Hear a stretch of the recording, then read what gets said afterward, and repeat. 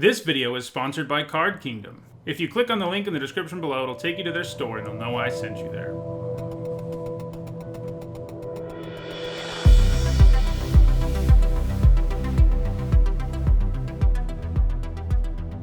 Hello everyone, I'm Nitsahone, and it's time for another video in my series on the history of the banned and restricted list. Last time we looked at 2011, but we specifically focused on bannings that happened in Standard and Legacy, and didn't look at anything else. That's because most of the activity on the banned and restricted list in 2011 involved Modern, which became an officially sanctioned format in 2011, and eventually entirely superseded Extended. Modern was and is a format that doesn't rotate, unlike Extended. Instead, all Modern cards are those that were printed with the Modern card frame, which was introduced in 8th edition. This gives Modern a large pool of cards, but not nearly as large as the other non-rotating formats. However, because so many cards were legal in it, when Modern was created in 2011, a lot of cards had to be on the banned and restricted list before the format was really even live. Even though the format was brand new, 3 separate announcements would ban cards in Modern in 2011, and all of them between August and December. So the format had some kinks to work out, to be sure.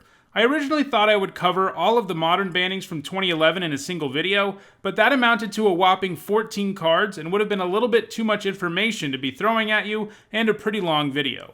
Instead, this video is going to look at the initial ban list for Modern only, which was announced in August of 2011, and next time we'll look at the other cards that were banned in Modern before the year was out. This initial list contained the 21 cards that you can see here.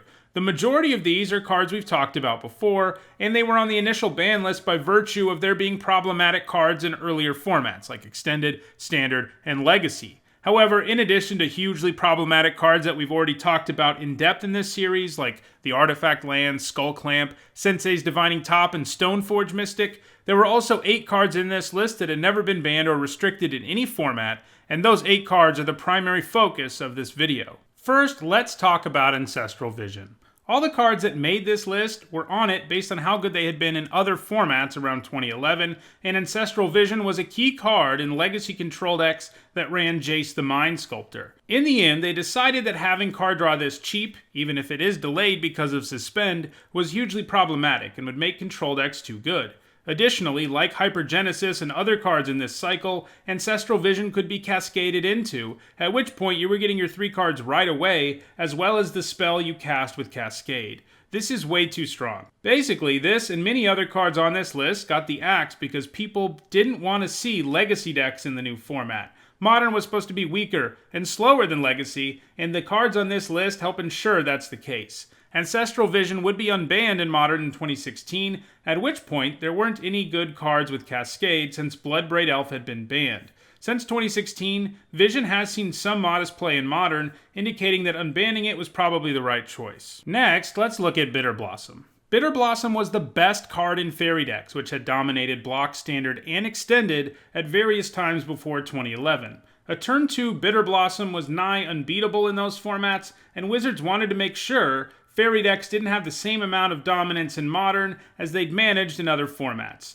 It would be unbanned though in 2014, and it hasn't really gone on to be as dominant as what was suspected, so again, unbanning this more recently was probably a good call. Next up, it is Dark Depths, which found considerable success in Extended after the printing of Vampire Hexmage, which enabled a combo that could go off as early as turn 2, giving you a 20/20 that had to be dealt with on your opponent's next turn, otherwise they would be dead.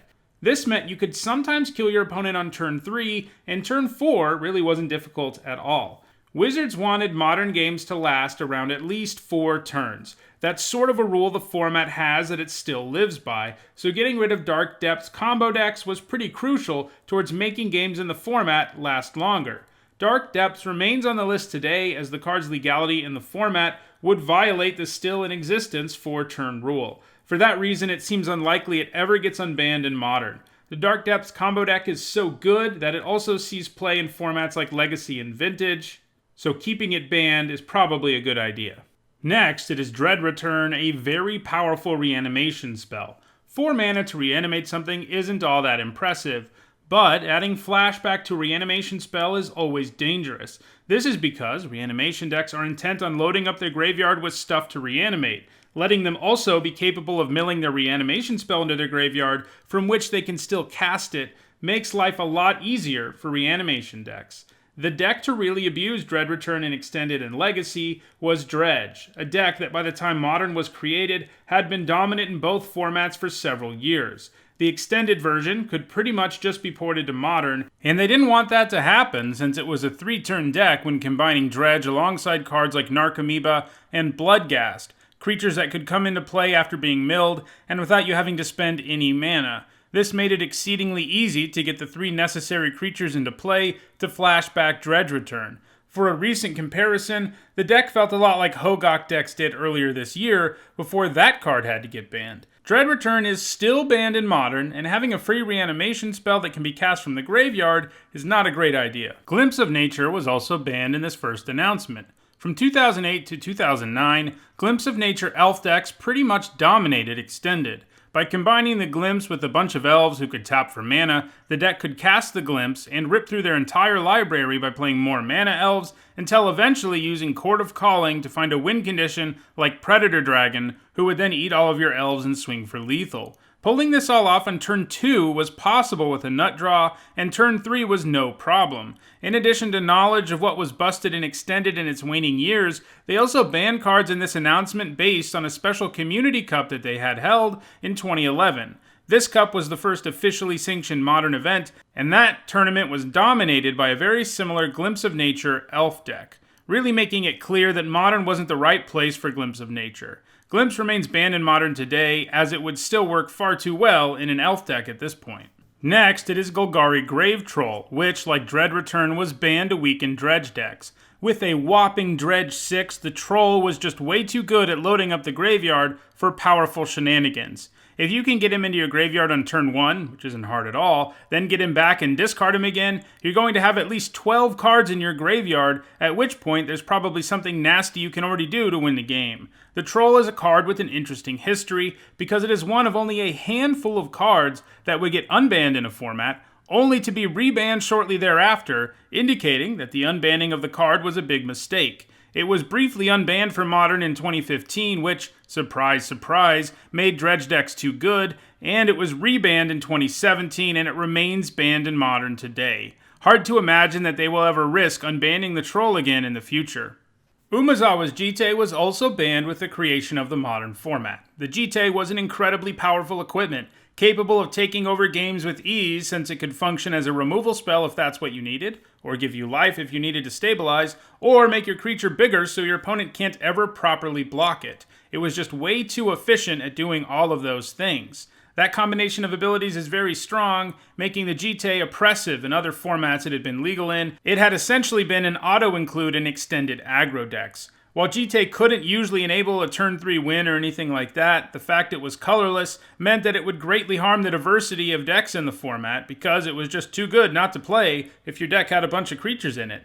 Jitte is still banned in Modern today. For a while, people thought it might get unbanned at some point, and I think that might have made sense for a while, but with the recent unbanning of Stoneforge Mystic, I don't think we're ever going to see that happen. The last card to be banned in the Modern announcement was Vellacut, the Molten Pinnacle. Vellacut was banned because of the powerful combo with Scapeshift that could win the game very quickly. While it wasn't usually a turn 3 win, since a Scapeshift deck had to get several lands in play before they could really go off, the deck was still deemed as far too consistent in 2011, especially because you really only needed one card to pull off this devastating combo, Scapeshift, since it let you search up Vellacuts and a bunch of mountains and just win the game on the spot.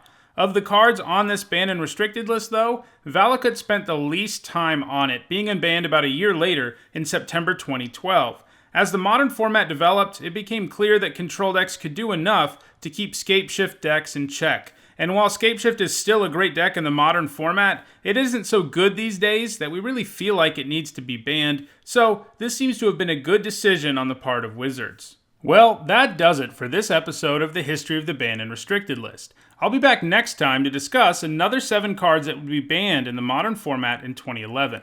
If you enjoyed this video, don't forget to like it and share it so that others can enjoy it too. If you want to make sure you catch future episodes of this series, don't forget to subscribe. And if you want to catch up on the other episodes, you should see the playlist on your screen shortly. Thanks for watching.